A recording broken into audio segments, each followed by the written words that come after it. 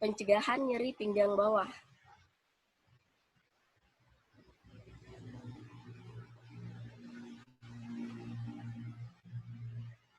Nyeri pinggang bawah atau biasa disebut dengan low back pain, LBP, merupakan nyeri yang dirasakan daerah pinggang bawah antara tulang rusuk paling bawah sampai sakrum, yang disebabkan oleh cara mengangkat barang yang tidak tepat, postur yang buruk, kurang berolahraga, duduk dan berbaring terlalu lama, terjadi artritis atau peradangan pada sendi. Yuk cegah LBP. Bagaimana sih cara mencegah LBP? Yang pertama, mengangkat beban dengan benar. Dimulai dari jongkok, beban didekatkan ke tubuh. Kemudian jika bebannya berada di belakang, badan sedikit dicondongkan. Yang kedua, gunakan postur tubuh yang benar. Pada saat berdiri, badan harus tetap tegap. Pada saat duduk, kaki harus menyentuh lantai dan badan harus tetap tegap.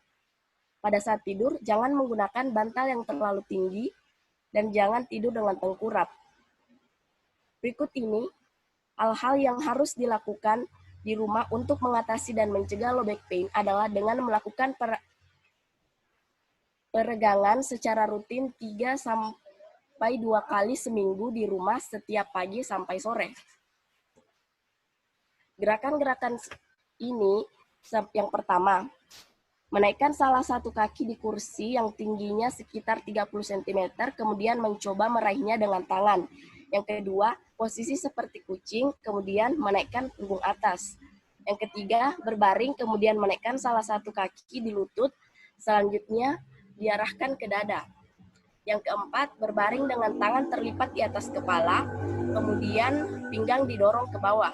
Yang kelima, posisi seperti kucing, kemudian angkat salah satu tangan dan kaki secara bersamaan dengan bersilangan, lakukan secara bergantian. Yang keenam, lakukan seperti sit up.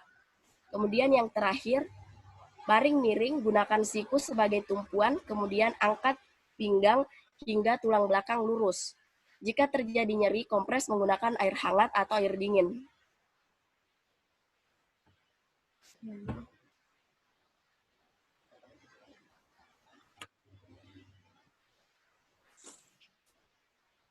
Materi yang kedua yaitu bahaya asap rokok.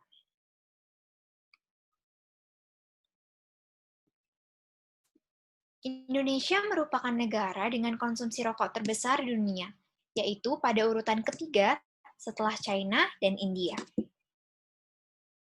Dalam satu buah rokok, terkandung lebih dari 7.000 bahan kimia, termasuk nikotin yang menimbulkan penggunanya kecanduan, dan 250 bahan kimia yang beracun atau menyebabkan kanker.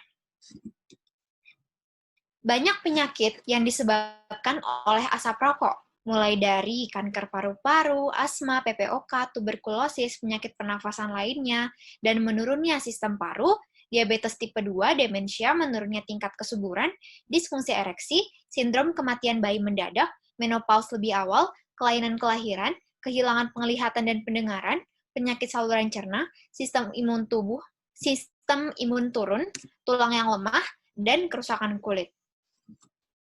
Ternyata asap rokok ini tidak hanya berbahaya kepada perokok aktif saja, melainkan juga perokok pasif.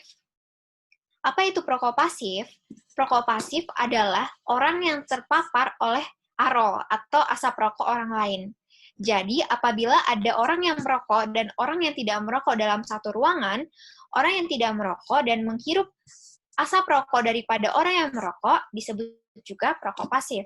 Dan faktanya bahwa hanya 25% daripada bahaya asap rokok yang dirasakan oleh perokok aktif. Karena adanya filter daripada ujung rokok. Dan 75% sisanya didapatkan oleh perokok pasif karena terpapar asap rokok secara langsung, tanpa adanya filter daripada ujung rokok. Nah, yang terakhir, apa sih hubungannya dengan COVID-19? Banyak tersebar di media bahwa merokok dapat mencegah diri dari terpapar virus corona. Dan ternyata itu hanyalah mitos. Faktanya adalah, merokok dapat meningkatkan penularan COVID-19. Kenapa? Karena dengan merokok berarti jari-jari yang terkontaminasi atau juga rokok yang telah terkontaminasi bersentuhan dengan bibir, yang meningkatkan kemungkinan adanya transmisi virus dari tangan ke mulut. Dan yang kedua, rokok yang terjangkit COVID-19 beresiko mempunyai gejala yang lebih parah daripada non-perokok. Seperti yang saya sudah jelaskan tadi, bahwa salah satu bahaya daripada asap rokok adalah menurunnya sistem paru atau merusak paru-paru dan organ lainnya sehingga meningkatkan resiko terjangkit COVID-19 dengan gejala yang lebih berat.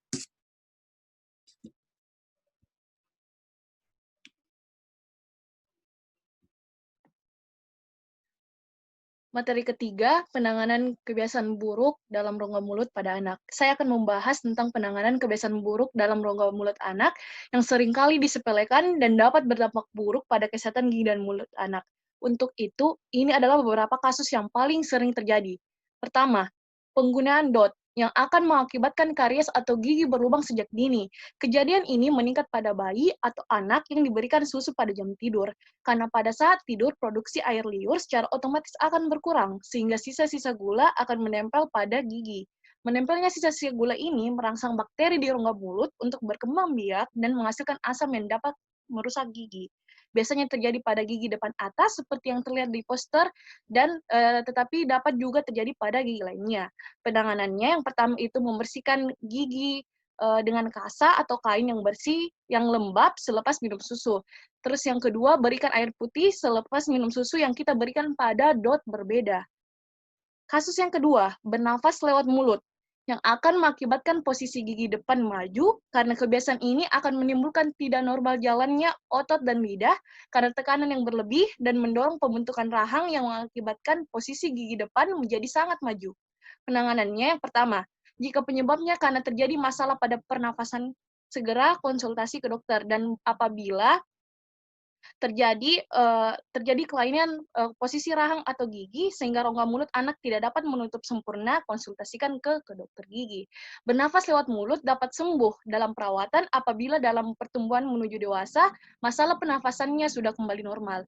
Jika murni ini memang karena kebiasaan, kenakan chin strap atau tali yang dipasang di dagu. Terus yang ketiga, kasus ketiga menggertakkan gigi saat tidur. Penyebab dari kebiasaan ini yaitu karena 4 faktor. Faktor yang paling utama penyebab dari menggertakkan gigi saat tidur yaitu faktor psikologis. Faktor psikologis apa? Yaitu berupa stres. Terus faktor lainnya, faktor lokal, yaitu adanya permasalahan posisi rahang dan gigi. Terus ada faktor sistemik berupa kekurangan nutrisi dan alergi. Dan terakhir adalah faktor genetik, di mana kebiasaan menggertakkan gigi ini sering muncul lebih dari satu orang pada anggota keluarga. Dampak dari kebiasaan ini berupa gigi mengalami keausan yang menyebabkan gigi jauh lebih sensitif dan merasa nyeri serta pegal pada otot pengunyahan. Penanganannya yang pertama, lemaskan rahang sebelum tidur dengan meletakkan handuk hangat di pipi dan telinga. Faktor psikologis perlu ditangani, bantuan psikolog atau psikiater dapat membantu. Setelah itu kasus keempat, menghisap ibu jari. Kebiasaan ini sering kali dianggap wajar.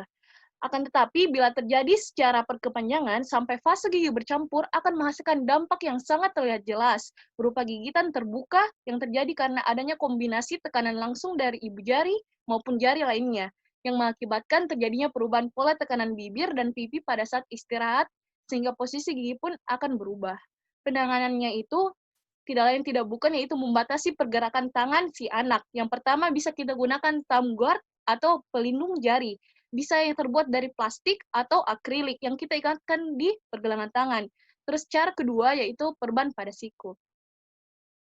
Dengan demikian, berakhirlah penjelasan kami. Saya mewakili teman-teman jika ada kesalahan mohon dimaafkan, karena kesempurnaan hanya milik Allah SWT dan kesalahan datang dari saya pribadi. Saya akhiri. Assalamualaikum warahmatullahi wabarakatuh.